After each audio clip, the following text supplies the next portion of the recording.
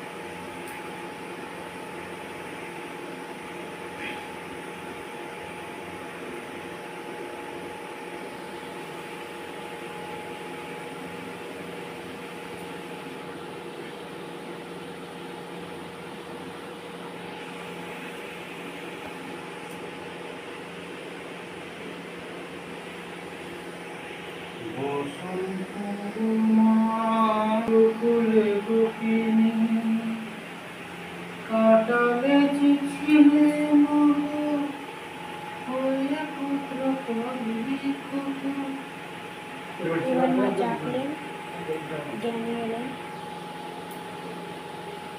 এবার মা জ্ঞানী এলেন। দেবতা করেছে পূজা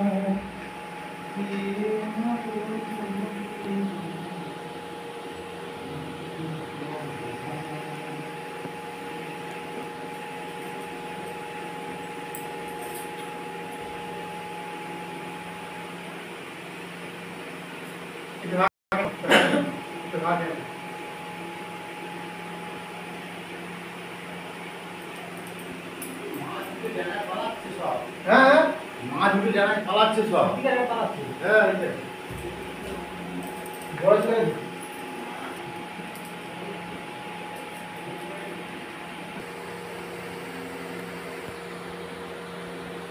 শরীরটা তো এখন ভালো না, সেটা এখন অনেকক্ষণ খারাপ থাকবে আমার।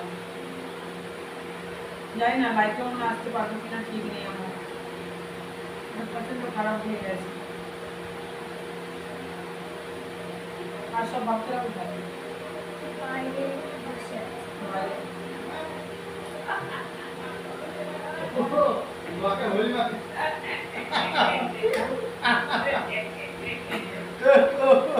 কি হাসি কেন? ভর্তি করে আবার আসবে বলেছে রং না রং নয় হোলি মা মুখে কি হোলি ভুলি চলো খাওয়া দাওয়া করে কারা মাখালো সব যাও তোমরা ওগুলো রান্না করেছি ভাত বা চলো কি রান্না করেছি ওগুলো বাড়াবুড়ি করো আমার জন্য দুটো বাড়ো হ্যাঁ খিদে পাচ্ছে যাও সবাই মিলে পাড়ে বেড়ে করে লাইন দিয়ে পাতা পাতা আছে ওখানে সব কিনে আনা হয়েছে পাতাগুলো সব নিয়ে বসে পড়ো হাঁড়ি টাড়ি সব নিয়ে বসে পড়ো পাতাতে বাড়ো তো নমস্কার শিব আমার ভক্তরা শরীরটা যদি খারাপ মা যখন ঘর করেন সেই যে কষ্টটা সেই যে ঝটকাটা আমি নিতে পারি না তো মা তো তোমরা তো জানো মা তো বলেছেন যে আমি যখন প্রয়োজন হবে তখনই আসবো সবসময় এসে তোকে কষ্ট দেবো একটা গায়ে কোনো মাসের মধ্যে যখন ঘর করেন কোনো ভগবান আসেন তার শরীরে খুব কষ্ট হয় সেটা যাদের মধ্যে আসে তারাই জানে আমি ঘরটাকে খুব বিশ্বাস করি কারণ আমি তো জানি তার কতটা কষ্ট হয় আমার তাই প্রচুর কষ্ট হয় আমার খাওয়া দাওয়া হয় না ঠিক মতো দিদিকে আমার কষ্ট হচ্ছে বুঝতে তো পারছো মা বলে গেছে বাবা আজকে তোমাদের সমস্যা বুঝে গেছে তো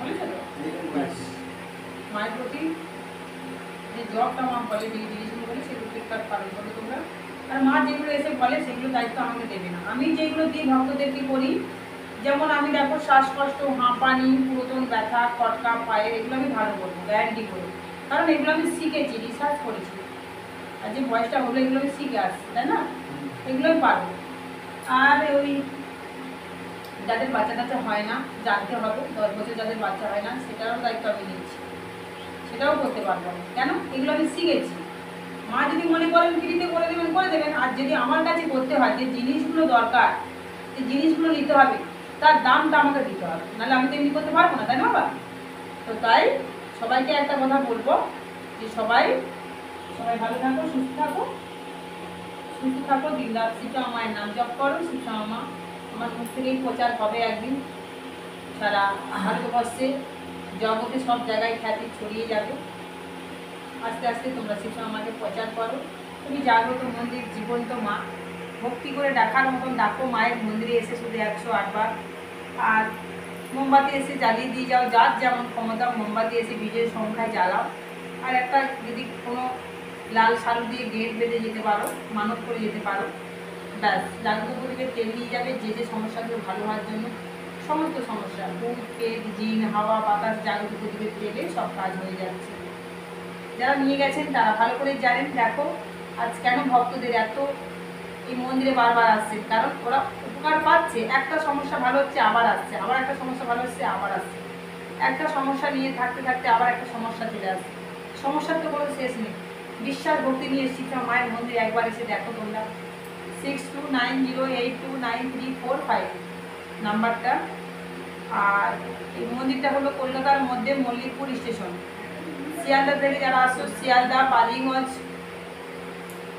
পাঁচসার্কাস ঢাকুরিয়া যাদবপুর বাঘাযতীন গড়িয়া নরেন্দ্রপুর সোনারপুর সুভাষগ্রাম এটা তোমরা মাথায় রাখবে ঠিক আছে এটা মাথায় রাখবে অ্যাড্রেসটা তোমাদেরকে বলে দেওয়া হলো ঠিকানাটা যাদের সমস্যা হবে তারা ফোন করো 6290829345 এই নাম্বারে শুধু কষ্ট করে যদি মনে হয় তোমাদের আসতে কষ্ট হচ্ছে মায়ের কাছে আসতে গেলে মা তো আমাদের জগৎ জননী সবার মা শুধু আমার একার নয় মায়ের ছবি প্রচার হচ্ছে মাকে প্রচার করছি মায়ের ছবি দেখে মায়ের নাম জপ করো জয় শিব শ্যামা মায়ের নাম জপ করো আর মায়ের মন্দিরে যারা আসতে চাও মায়ের মন্দিরে অ্যাড্রেস বলে ঠিকানাটা বলে দেওয়া হলো শুধু মল্লিকপুর স্টেশনে নামবে নেমে 2 নম্বর প্ল্যাটফর্মে মামনি গেটের সামনে মির্জাপুর বটতলা